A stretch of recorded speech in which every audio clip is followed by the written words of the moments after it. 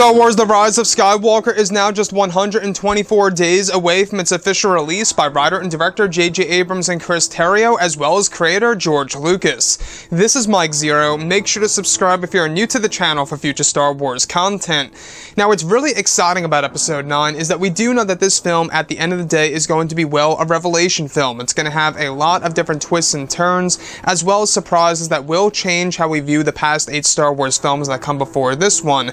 And let's not forget that it's going to have a lot of emotional moments in the movie, as well as action-packed sequences. Now, these past couple of weeks or so, we've been learning a whole lot more about this film, and when it all comes down to one of the concept art descriptions, this is where things begin to get very exciting for Episode 9. Now, specifically, what's really intriguing about all of this is that a description of both Rey and Kylo Ren in front of the Millennium Falcon, where it's described that they are fighting off multiple enemies in bulky black armor that appear to be a new tier of stormtroopers that are firing at both Rey and Kylo Ren. It said that one of the sequences involves a moment in which Kylo Ren runs on board of the Falcon that is said to be damaged, where he seats himself into one of the turrets, where he begins blasting the armored enemies one by one, taking them out in the distance, where one of the sequences is said to involve a moment in which Rey gets shot by a sniper in the distance on a hill, while Kylo is inside of the Falcon firing at these enemies, where Rey suddenly falls down to the ground. It's described that this is when Kylo Ren runs over to Rey's aid, where she appears to have been shot in her abdominal area, causing her to become unconscious. It said that Kylo picks her up and brings her on board of the Falcon, while he uses the saber still in his right hand, deflecting the blasts. This is when Kylo is said to place Rey inside the Falcon, where he rests his hand on her forehead, where she slowly opens her eyes as Kylo's head is down. So let's go over a couple of parts about this. Now, we do know that Episode 9 is going to have a lot of emotional moments just like this, and this big injury that Rey receives within the third act of Episode 9, we're not quite sure if this is placed either before or after their duel with Darth Sidious, also known as Palpatine. We're not quite sure exactly where it's specifically placed, but this does indeed involve the Falcon itself, and what I love so much about this is that they are going up against these new enemies. Now, we're not quite sure exactly who they are associated with. There's a lot of talk out there that these new types of stormtroopers, or these new types of enemies, at the very least mimic stormtroopers. They are said to be in black, bulky armor that have very heavy fire and a lot of different blasters, one of which is said to be a sniper on a hill that takes out Rey and is able to shoot her in her abdominal area, causing her to become unconscious. Now, as this all unfolds, as this all happens, this is where Kylo Ren is said to step in, and he carries Rey on board of the Falcon, where he rests his hand on top of her forehead. Now, again, we've seen great examples of this. We've seen Obi-Wan do this to Luke in A New Hope. We've seen Palpatine do this to, of course, Anakin on Mustafar in Episode 3. Same thing goes as follows with Obi-Wan Kenobi doing this to Padme in Episode 3.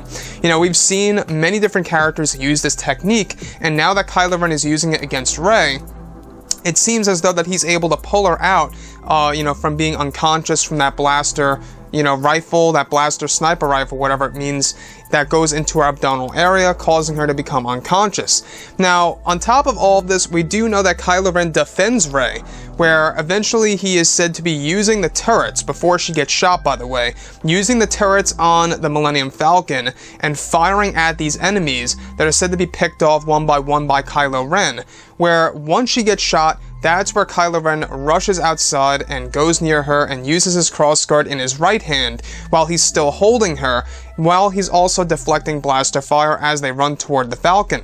Now, does this necessarily mean that Ben-demption is around the corner for the character of Kylo Ren?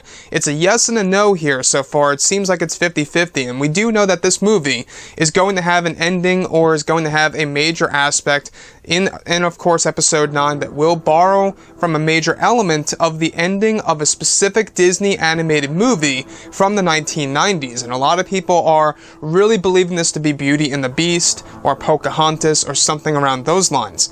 So, with that being said, the whole Rey and Kylo Ren dynamic, it's a very interesting side for The Rise of Skywalker, and where that's going to stand within the third act of this movie, and exactly where it's going to go, because we do know that the final frames of this movie, as Kevin Smith said, the crew actually told him that the very last shot of Episode 9 will melt your mind, and we're still not quite sure exactly what the significance of that really is. What does that really mean? You know, is it a world? Is it a specific character that's going to be on that world, on the set? We're still not quite sure how it's going to melt our minds, but nonetheless, the final shot will melt our minds, apparently, according to the crew that told this to Kevin Smith. Very intriguing, I gotta say. I'm very excited to see how The Rise of Skywalker is really going to shape up to be once it releases come December of this year.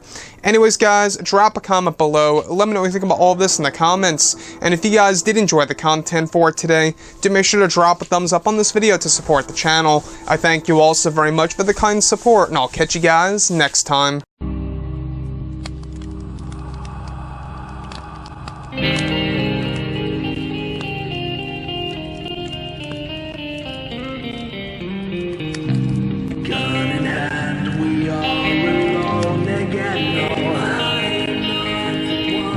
From night to moon, we hear them moans again.